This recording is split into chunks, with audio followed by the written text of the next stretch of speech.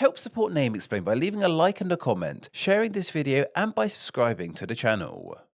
When it comes to major Western European languages that have a presence in other parts of the world, Italian is very much noticeable by its absence. According to Wikipedia, Spanish is the official language of 20 nations, French is official in 29, and English has official status in 58 sovereign states and 28 non-sovereign states. Even other European languages have a presence in other countries, but not to the same massive extent. Portuguese is spoken in 9 countries, with the behemoth of Brazil being one of those, and Dutch has a presence in some African nations, evolving into the Afrikaans language in South Africa. Italian, on the other hand, is an official language in just 4 countries, but honestly more like maybe 1¼ countries. Those 4 countries that have Italian as an official language are Italy itself, of course, Vatican City and San Marino, which is just 2 micronations within Italy, and Switzerland, which you know also has French, German and Romansh as official languages too. So while on paper 4 might sound somewhat respectable, in reality it's really just Italy and a part of Switzerland. Apologies to anyone watching from Vatican City or San Marino for me not fully acknowledging your status as nations, but you get the point I'm trying to make. This is why I put the number around 1¼ So why is Italian, the language of a nation that has shaped so much of world history, so absent on the world stage? Well, the answer is pretty simple really, and can be explained in one word: colonialism. The reason European languages like English, Spanish and French are found in other parts of the world is because the native bearers of these languages settled and colonized in other places and took their language with them. There were of course languages already spoken in these places, and many still are to this day, but in most cases these European powers overpowered them in one way or another, for better and worse. This period of global colonization kicked off in the 15th century, in a time period which is now dubbed the Age of Discovery, a title which is silly unto itself, as these places had already been discovered. The name the Age of European Discovery would be much more sensible. It was started by the nations of Portugal and Spain, who settled in parts of what was being called the New World at the time, which is now of course North and South America. The natural resources, among other things, made these 2 empires exceedingly wealthy, and soon enough other European powers wanted their own empires and took over other parts of the world to generate income for them too. This led to England/the UK, France and the Netherlands to start colonizing the planet too, claiming land in places like Africa and Asia, as well as small pockets of the New World unclaimed by the Spanish or Portuguese. I just want to say that while I'm talking about colonialism in a very matter-of-fact way in this video, it was a pretty awful time in history, especially for the native inhabitants of the areas that Europeans were settling in, even though it shaped so much of the modern world. We've talked about the darker aspects of colonization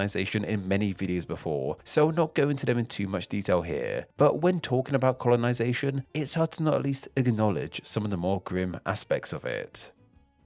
So during the 15th, 16th and 17th century, places like Britain, France, Spain, Portugal and the Netherlands were trotting around the globe and shoving their flag in various chunks of land. So what was Italy doing in this time period then? Well, here's the thing. Italy didn't really exist yet. It's not like the peninsula hadn't risen from the ocean yet or anything. The land was there and of course had been there for thousands of years. It's just that during this time, Italy wasn't a single state or nation or anything like that. At this time in history, specifically towards the start of the quote-unquote Age of Discovery, Italy was split into a variety of smaller city-states and republics. These include the likes of the Republic of Florence, the Republic of Genoa, the Republic of Pisa, and so on. Many of the well-established cities of Italy we have today once had their own states surrounding them. The aforementioned Vatican City and San Marino are somewhat remnants of Italy's past as a series of city-states. Perhaps most noticeably the Republic of Venice, which shaped so much of the land around it in its own way, with its own Romance language of Venetian too. So while these city-states had power in their own way, none of them were really big enough or had the capability to colonize and claim other parts of the world. This isn't to say that people and places on the Italian peninsula were just squabbling amongst themselves, however. During this period, Italy contributed to the world stage in many different ways. Most noticeably, the Italian Renaissance occurred during the 15th and 16th century, with people like Da Vinci and Galileo creating art and making scientific breakthroughs that shaped so much of how the wider world would think and see things. Key players of the Age of Discovery were Italian too, like Christopher Columbus and Amerigo Vespucci, but worked on behalf of other powers, though they weren't technically Italian in the sense we call them Italian today, as Italy, as mentioned, didn't exist yet. Da Vinci, Galileo and Vespucci were all Florentine, while Columbus was from the Republic of Genoa. It's also worth highlighting that from a language perspective, Italian wasn't the dominant language across these city-states either. While Italian was spoken by the city-states, many had their own languages too. We mentioned Venetian, but it was also Genoese, Tuscan, and Latin was still being spoken too. So even if these city-states were colonizing the planet, it's unlikely that Italian would be the language they brought along with them. Italy only became one consolidated power in 1861. This is when the Kingdom of Italy was formed, and its borders are near identical to those of the modern nation of Italy. This was the mid-19th century, and by this time, most of the colonizing had been done, and the parts of the world that could be claimed had been claimed. In fact, by this time, nations were already starting to gain independence from their colonial rulers. Colombia, in example, gained independence from Spain in 1810. Not everywhere, however, was free from the threat of European colonization, and while late to the game, Italy did actually start to colonize parts of the planet in the same way Spain, England, and France did hundreds of years ago.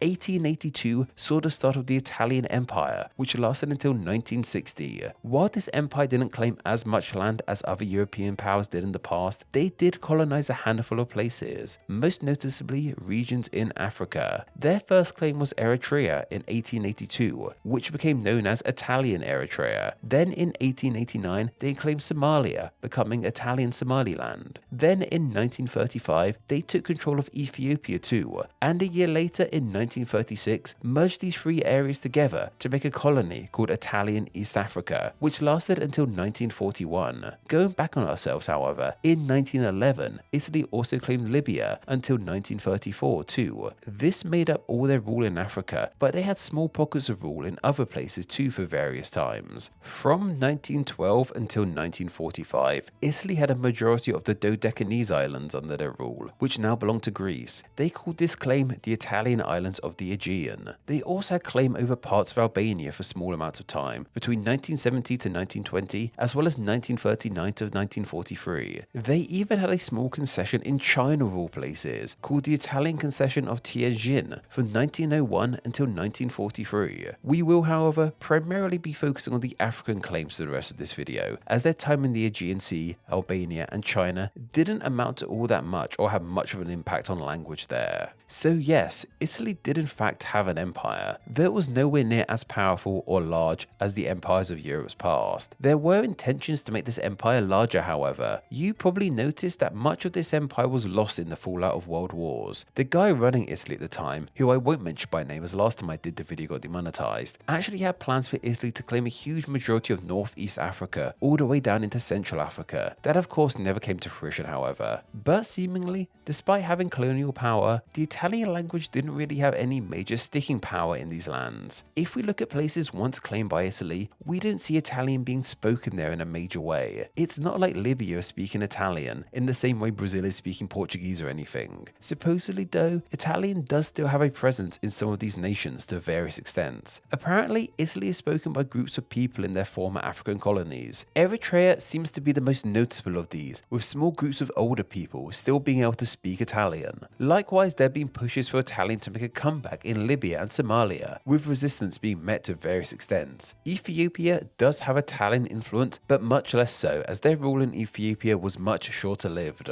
Likewise, their concession in China doesn't seem to be all that Italian speaking either, which sucks, as a small pocket of China speaking Italian would make for a fascinating video. The relatively small impact of the Italian Empire, which arrived way after the other empires, does a good job of explaining to us why Italian isn't spoken by more countries. But While the modern nation of Italy and the modern language of Italian haven't got much of a presence on the global stage, their forebearers play quite possibly the biggest role in shaping language and the image of the modern Western world. The Roman Empire, which originated on the Italian peninsula, and their language of Latin, I'm sure you all know, shaped so much of Europe in the ancient past. The Roman domination of Europe spread their ideas and languages to places that would go on to colonize other parts of the world. Languages like Spanish, French, and Portuguese are literally the descendants of Latin, and English was heavily influenced by it. Italy did in fact do the whole colonization thing. It was just thousands of years before the Age of Discovery, the birth of the likes of Columbus and Vespucci, and even before the birth of the modern Italian language. So in a really weird way, Italy was simultaneously too early and too late to the whole colonization palaver. And of course, I have to mention the Italian diaspora. While not colonies, groups of Italian people have settled all across the globe for one reason or another, bringing their language with them to some extent. Most famously, we have New York's Little Italy.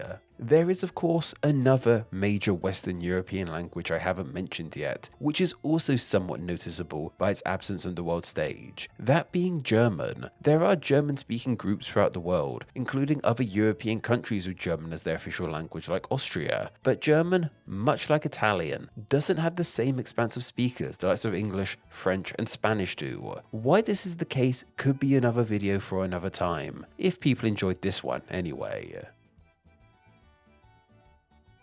Name Explain depends on viewers like yourself supporting the channel financially on Patreon, so a huge thank you to everyone who does. Donating just $1 a month helps the channel amazingly and gets you bonuses including ad-free videos, exclusive content, the power to request ideas to be made into actual Name Explain videos, and your name at the end of the video with all these awesome people. Visit patreon.com/NameExplain or click the link down below to find out how you too can support the channel. Thank you. Thanks for reaching the end of the video. Why not watch another and subscribe to keep up to date on all things Name Explain. You can find myself on Instagram where I'm NameExplainYT, and join the Facebook group Friends of Name Explain to talk with myself and other name nerds. All that will be linked down below. Anyway, I hope you enjoyed this video, and once again, thank you all so much.